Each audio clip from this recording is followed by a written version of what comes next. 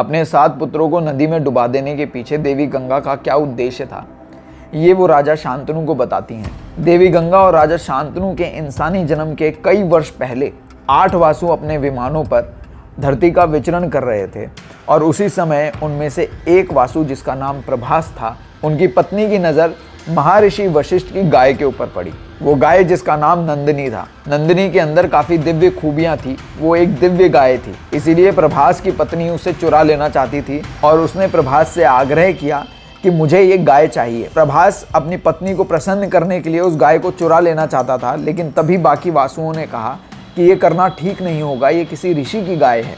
तब प्रभास की पत्नी ने कहा कि जो भी कायर होता है वो धर्म की आड़ में छुप जाता है और तुम सभी कायर हो, इसीलिए उस गाय को चुरा नहीं सकते। तब प्रभास ने अपने बाकी साथियों के साथ मिलकर उस गाय को चुरा लिया। जब महर्षि वशिष्ठ को अपनी गाय चोरी हो जाने के बारे में पता चला तो उन्होंने उन वासुओं को ढूंढ निकाला और उनसे कहा कि तुम हमारी धरती पर विचरण करने आते हो, हम तुम्हारा अतिथियों की तरह स्वागत करते हैं, तुम्हें खाना पीना प्रदान करते हैं, उसके बावजूद तुम हमारे पशु चुरा लेना चाहते हो, इसीलिए मैं तुम्हें श्राप देता हूँ कि तुम सभी वासु इंसान के रूप में पैदा होगे।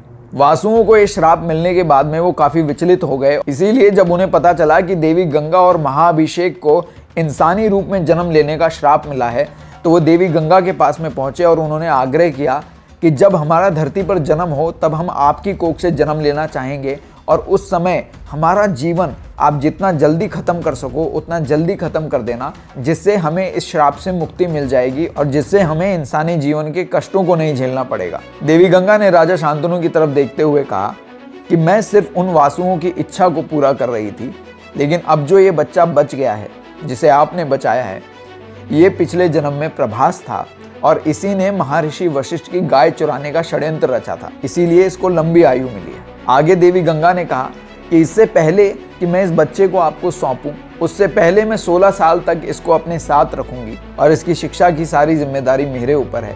ये एक अच्छा और बेहतर राजा बने, इसका मैं पूरा ध्यान रखूंगी। 16 साल तक राजा शांतनु भटकते रहे, वे काफ़ी दुखी रहने लगे और 16 साल बाद जब देवी गंगा अपने पुत्र देवव्रत को लेकर राजा शांतनु के पास में पहुंची तो राजा शांतनु खुशी से उत्साहित हो उठे और उनका सारा दुख गायब हो गया।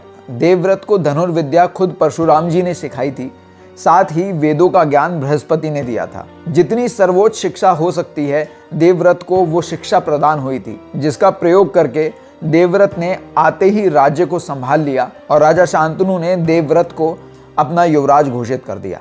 अपनी खुशी के चलते एक बार फिर वे शिकार पर निकल गए और फिर एक बार उन्हें प्रेम हो गया। इस बार जिस स्त्री से उन्हें प्रेम हुआ उसका नाम था सत्यवती। सत्यवती को ऋषि पराशर से ये वरदान मिला था कि उसके शरीर से एक ऐसे अद्भुत पुष्प की खुशबू आएगी जो शायद इस धरती का नहीं है। राजा शांतनु किसी भी प्रकार से सत्यवती को पाना चाहते थे, इसीलिए उनके पिता दास के पास वो पहुँचे और उन्होंने आग्रह किया कि मैं आपकी पुत्री से विवाह करना चाहता हूँ। सत्यवती के पिता दास, जो कि मछुआरों के मुखिया थे, उनके मन में राजनीति थी, इसीलिए उन्होंने राजा शांतनु से कहा अगर आपको मेरी पुत्री से विवाह करना है तो आपको मुझे वचन देना होगा कि मेरी पुत्री के जो पुत्र होंगे वही आगे चलकर राजा बनेंगे। लेकिन राजा शांतनु ने कहा कि मैंने अपने पुत्र देवव्रत को युवराज घोषित कर दिया है और आगे चल के वही राजा बनेगा, आप मुझसे असंभव कार्य करने के लिए कह रहे हैं। तब सत्यवती के पिता ने कहा अगर ऐसी बात है तो आप जा सकते हैं, मेरी पुत्री का विवाह मैं आपसे नहीं कर सकता। राजा शांतनु वापस उदास हो गए और वापस महल लौट आए। राजा शांतनु की उदासी को देखकर देवव्रत ने उनसे पूछा पिताश्री, ऐसी कौन सी बात है जो आपको इतनी पीड़ा पहुंचा रही है, क्योंकि मुझे आसपास ऐसा कोई कारण नजर नहीं आता। हमारे राज्य का विस्तार बहुत सुंदर रूप से हो रहा है, हमारी प्रजा भी बहुत खुश है, तो आपकी चिंता का कारण क्या है? राजा शांतनु चुप रहे क्योंकि उन्हें नहीं पता था कि मैं इस शर्त के बारे में देवव्रत को कैसे बताऊं। देवव्रत राजा शांतनु के सारथी के पास में पहुंचे और उन्होंने उनसे पूछा कि ऐसा क्या हुआ है कि मेरे पिता इतने उदास हो गए हैं, क्योंकि जब से वे शिकार से वापस लौटे हैं वे काफ़ी उदास लग रहे हैं। सारथी ने उन्हें बताया कि मैं मछुआरों के मुखिया दास के पास में आपके पिता को लेकर गया था। जब वे कुटिया के अंदर गए तो वे एक राजा की तरह गए थे, लेकिन जब वे बाहर आए तो उनके चेहरे से रंग उड़ चुका था और वे किसी उदास आदमी की तरह बाहर आए। देवव्रत ने सारथी को आज्ञा दी कि वो उन्हें मछुआरों के मुखिया दास के पास ले जाए। दास की कुटिया पर पहुंच जाने के बाद में देवव्रत को शर्त के बारे में पता चला जो उनके पिता के सामने रखी गई थी और किस वजह से उनके पिता उदास थे। उन्होंने दास को वचन दिया कि मैं आगे चलकर राजा नहीं बनूंगा, मैं आपको वचन देता हूं और आपकी पुत्री के ही बच्चे आगे चलकर राजा बनेंगे। लेकिन दास इससे भी संतुष्ट होने वाले नहीं थे। उन्होंने कहा कि देवव्रत, आगे चलकर तुम शादी करोगे और तुम्हारे बच्चे होंगे। आज तुम तो अपना वचन निभा लोगे, लेकिन आगे चलकर अगर तुम्हारे पुत्र और पुत्रियों ने अपना वचन नहीं निभाया तो मैं क्या करूंगा।